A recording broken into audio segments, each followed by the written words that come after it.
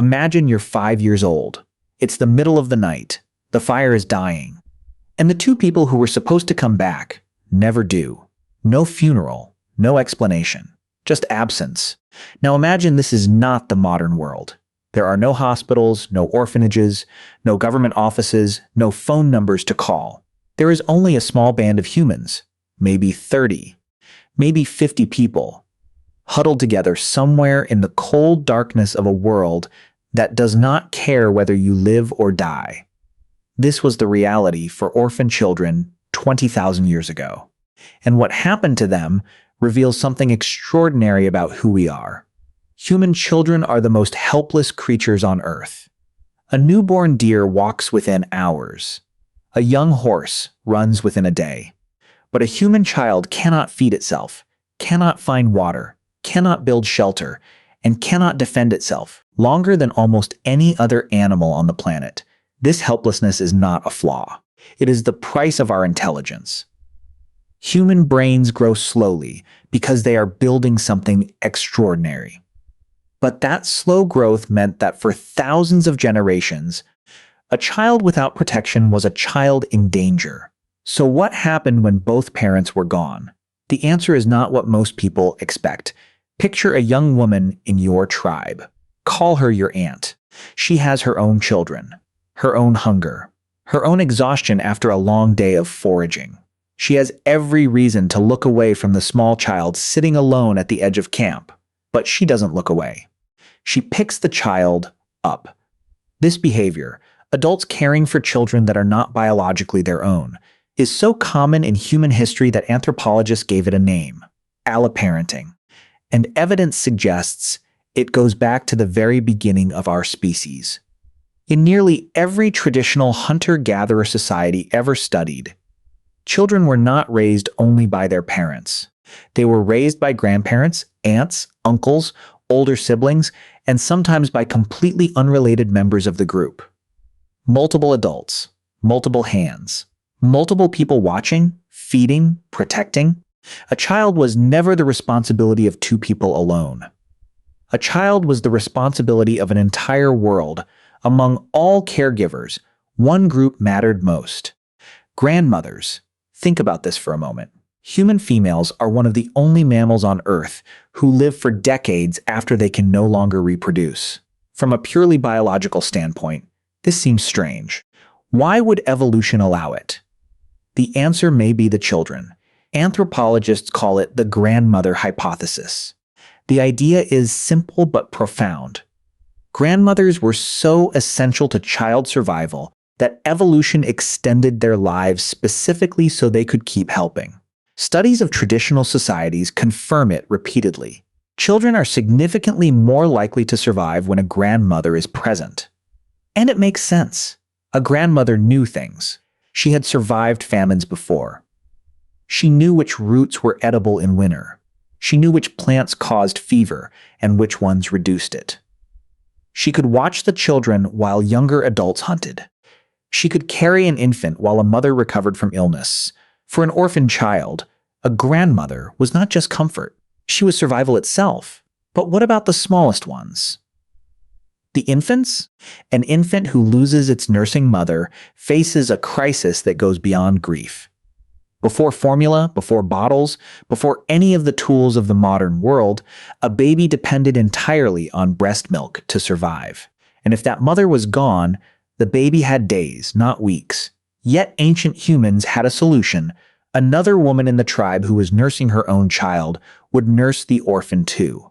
An aunt, a neighbor, a stranger who simply could not watch a baby starve. This practice, wet nursing, appears in every corner of human history, across every culture, on every continent. It is one of the oldest forms of human compassion we know of, and it likely saved more lives than we will ever be able to count. Of course, the ancient world was brutal. Not every orphan survived. Famine could push even the most compassionate community to impossible choices. Disease could sweep through a tribe and leave no one capable of helping anyone. The cold, the predators, the endless uncertainty. They claimed lives regardless of how much people cared. But here is what the bones tell us.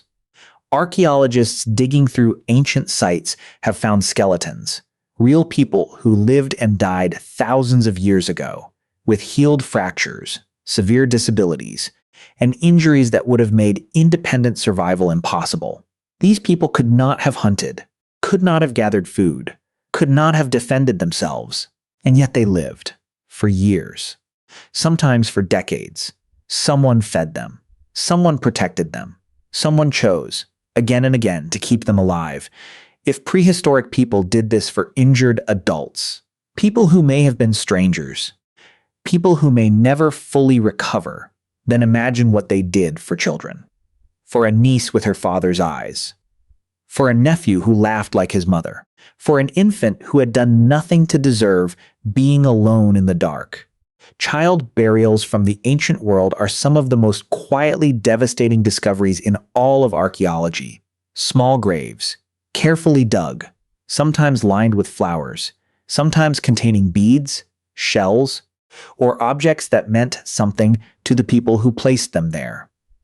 These were not disposable children. These were loved children, mourned children, children whose absence left a shape in the world that the people around them could feel. That grief mattered, because grief is evidence of love, and love is evidence of investment. An investment in children, in the future, in the fragile chain of human life, is what kept our species alive long enough to become what we are today. There is a theory in biology that describes what humans are: a cooperative breeding species. Unlike nearly every other mammal, we raise children together. Multiple adults, multiple generations, bound by a system that is not just cultural, but evolutionary. Written into our behavior over hundreds of thousands of years of survival. Groups that helped orphans thrived. Groups that abandoned them shrank. Compassion was not just a virtue. It was a competitive advantage. The tribes that survived were the ones who refused to let their children die alone. So what happened to the orphan child sitting at the edge of that dying fire 20,000 years ago? Someone noticed. Maybe it was a grandmother who had already buried her own children and had learned that grief was not a reason to stop. Maybe it was a young woman who had nothing to offer except her arms. Maybe it was an older child, barely old enough to understand what had happened, who simply sat down beside the younger one and didn't leave. The child was fed, was carried, was kept warm through a winter that had no mercy for the small or the alone, and that child grew up and had children of their own. And somewhere in that long, unbroken chain, stretching back 20,000 years through names no one remembers, through faces no one will ever see, is you. You are here because someone chose to stay, not because they had to, not because a law told them to, not because a system rewarded them, but because somewhere deep in the architecture of what we are, humans have always known that a child alone in the dark is everyone's problem. That instinct saved us then. It still lives in us now.